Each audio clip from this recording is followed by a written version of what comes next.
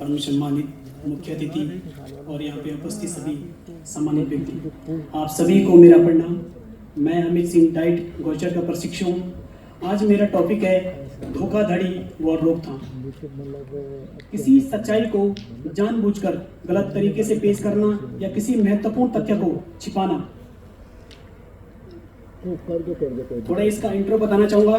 वर्तमान समय में जैसे जैसे डिजिटलीकरण की ओर आगे बढ़ रहे हैं, वैसे वैसे हर क्षेत्र में तकनीकी आ गई है, जिससे लोगों को बहुत सहूलियत मिली है। आपको ज्ञात होगा कि हर सिक्के के दो पहलू होते हैं। यदि किसी के पॉजिटिव साइड भी है तो नेगेटिव साइड भी होगा ही। तो अपराधियों को भी इस तकनीकी से फायदा हुआ है।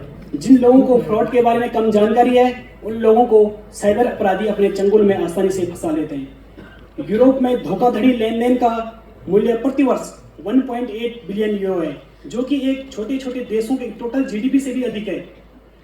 वित्त वर्ष 2024 में भारत में बैंक धोखाधड़ी की संख्या 1-2% ही नहीं, जबकि 186% की वृद्धि हुई है।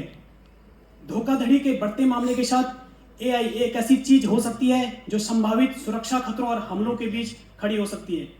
आप सभी जामताड़ा की कहानी से परिचित होंगे। किस तरह से एक रिंग टोपोलॉजी की तरह एक छोटे कमरे में रह के, एक छोटे कमरे में कुछ सिस्टम के द्वारा भी कैसे धोखाधड़ी की जाती है।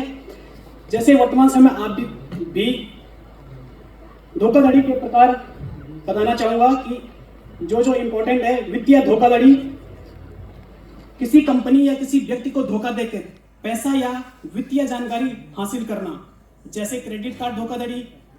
जो वर्तमान समय में सबसे अधिक चल रहा है शेयर मार्केट की धोखाधड़ी।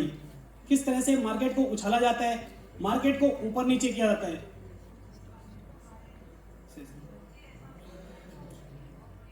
जैसे हर कोई आजकल इन्वेस्ट करता है, लेकिन जैसे नॉर्थ ईस्ट हो गया या ईस्ट में जो पूर्वी हमारे राज्य है, इनको शेयर मार्केट में कम जानकारी है।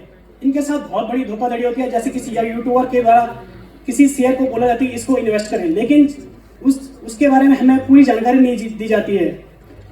सेकंड नंबर पर आता है साइबर धोखाधड़ी, जैसे फिशिंग हो सकता है। फिशिंग का अर्थ है कि किसी नकली वेबसाइट एक हमारी सरकारी वेबसाइट के जैसे ही दिखती है, ये किसी ईमेल के द्वारा या किसी मेल के द्वारा स्कैम किया जाता है। ऑनलाइन नौकरी धोखाधड़ी।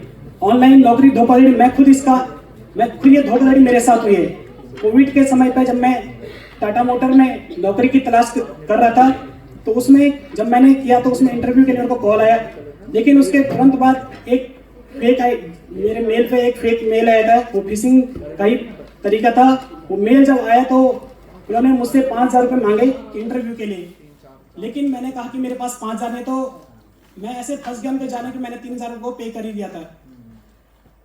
अगला है पहचान धोखाधड़ी। व्यक्तिगत जानकारी, फेक अकाउंट हो सकता है धोखाधड़ी। अगला है भूमि धोखाधड़ी। अवैध भूमि की खरीद फरोख्त, पंजीकृत भूमि। अब है कि धोखाधड़ी की पहचान के तरीके। सबसे पहले धोखाधड़ी की पहचान के तरीके एआई के द्वारा कर सकते हैं। जैसे बैंकिंग में अनियमितता होती है, नकली नौकरी का विज्ञापन, असामान्य गतिविधि की पहचान, बायोमेट्रिक डेटा, फिंगरप्रिंट और फेस स्कैन के द्वारा जाली व्यक्ति की पहचान। डिजिटल माध्यम से भी कर सकते हैं, जैसे स्पैम कॉल या मैसेज। फिशिंग फेक वेबसाइट या ऑफिशियल वेबसाइट की तरह दिखती है। अगला है कि धोखाधड़ी के रोकथाम कैसे कर सकते हैं। सबसे पहले बायोमेट्रिक के द्वारा, जो वर्तमान समय में परीक्षाओं के दौरान परीक्षा कक्षा में भी हो रहा है। कर्मचारियों के लिए डिजिटल उपकरण के प्रयोग से। वर्तमान समय में स्कूल में बच्चों के लिए, टीचरों के लिए तो है, लेकिन ये बच्चों के लिए भी हो सकता है। बच्चों के लिए भी इसका यूज होना चाहिए बायोमेट्रिक का। जैसे आप एमडीएम में आप देखते हो कि जैसे 40 बच्चे हैं, यदि उपस्थित 20 ही है, लेकिन एमडीएम में स्कूलों में मैंने देखा है कि 40 उपस्थिति लगा देते हैं। डिजिटल भुगतान एआई की मदद से रोकथाम। जाली लेन देन को तुरंत रोका जा सकता है। जोखिम क्षेत्रों में लेन देन को चिन्हित करना और वास्तविक समय पर अलर्ट करना।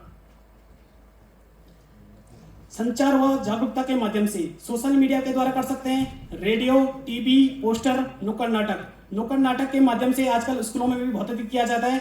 अपने सोशल मीडिया प्रोफाइल को हमेशा प्राइवेट रखना चाहिए, जिससे कि आपके सामने कोई डीफेक जैसी समस्या उत्पन्न न हो। किसी का चेहरा लगा के किसी के द्वारा कोई वीडियो बन जाती है। अंत में निष्कर्ष पर आते हैं, एआई के उपयोग से धोखाधड़ी की रोकथाम अधिक प्रभावी और सुरक्षित हो गए हैं। इसका सही उपयोग विभिन्न क्षेत्रों में पारदर्शिता बढ़ाने तथा धोखाधड़ी के मामलों को कम करने के लिए महत्वपूर्ण भूमिका निभा रहा है।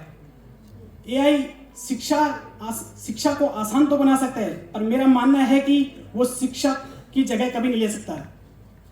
इस पर 3 लाइनें, एक स्वरचित कविता लिखी, उसकी 3 लाइनें की आज के युग को देख हम हैरान है, न जाने किसने दी ये पहचान है। शिक्षक के उसमें एआई का मान है। मुझे लगता है कि शिक्षा का विकास करना शिक्षा के द्वारा ही एआई में थोड़ा सुधार हो सकता है, एआई के द्वारा शिक्षा में थोड़ा परिवर्तन हो सकता है, लेकिन शिक्षक के विकल्प में कभी एआई नहीं आ सकता है, मेरा मानना है। ठीक है, थैंक यू।